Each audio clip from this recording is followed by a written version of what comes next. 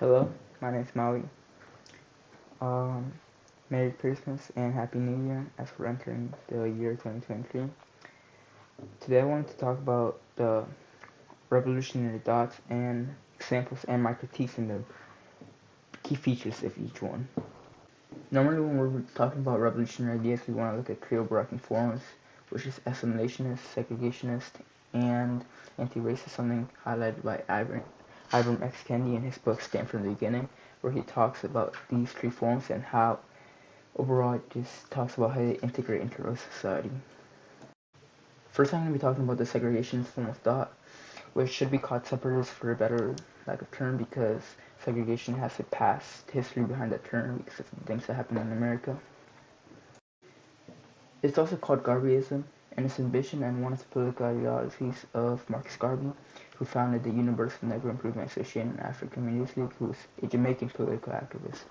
He envisioned the unified Africa as a one-party state governed by himself that would enact laws to ensure black racial purity.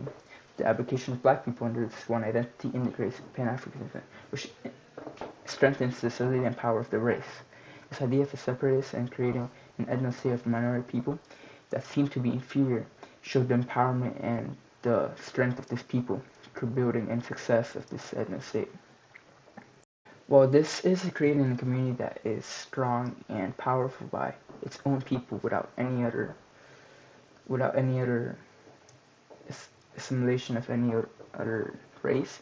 It also has the critique of assuming racial incompatibility, and it was infamous due to the black separatist views and his relationship with white racists like the Ku Klux Klan, the KKK, and their interest of advancing the shared goal of racial separatism. While Garvey used it as a form of empowerment, the KKK obviously used it as through their own means.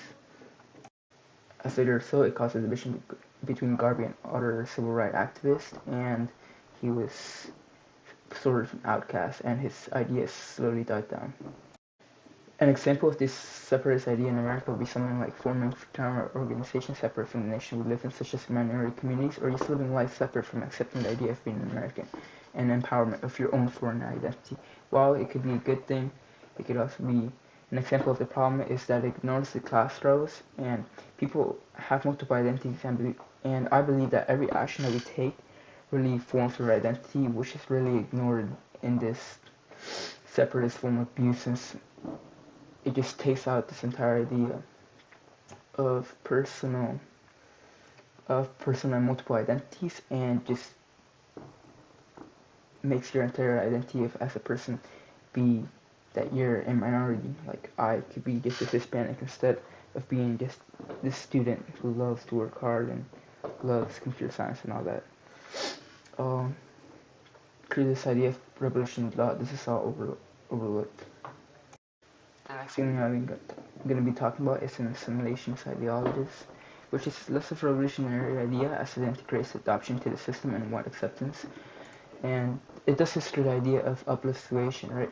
The simple theory and strategy that states that black people uplift themselves, and as a result, white people would think higher of the black people. This is an example of an assimilation ideas, looking for the success of oppressed and marginalized people through academia and success, and equality comes thereafter. The benefit is that in a full assimilation, there will be no difference between the formerly different world, where success and the power of ourselves as we succeed through the world has made us equals. In our generation, where minorities are respected more and more, every breakthrough, such as the 15th Amendment, would be seen as a win, creates acceptance into society. Right? This is assimilation idea demanding equality through this rhetoric uplift, and eventually makes us equal through hard work in the system. A big critique is that this idea is one of an acceptance of an oppressive system. Ibram X. Kendi in her book Stand from the Beginning puts this as the most dangerous ideology to marginalize people, as it assumes inferiority and puts white people as the top.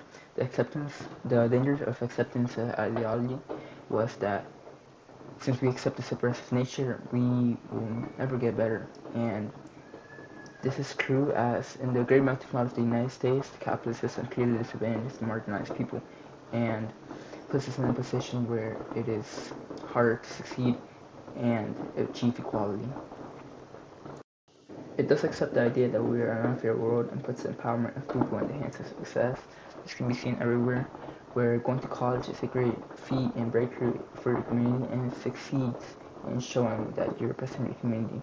This can be seen multiple times, such as the first black president or Sweeney Sotomayor being the first Latina to serve in the Supreme Court. The last form of thought that I want to talk about is anti-racist, which can also be labeled as anti-capitalist, as they want to kind of destroy the oppressive structure that has been built in us and the very system that oppresses and makes it harder for marginalized people to succeed. It's an effective solution to capitalizing on the fact that the world is imperfect and honestly quite cruel. Problems with the minority are not standalone and almost integrate into our lives in a place where we have to play into the system of capitalism to succeed.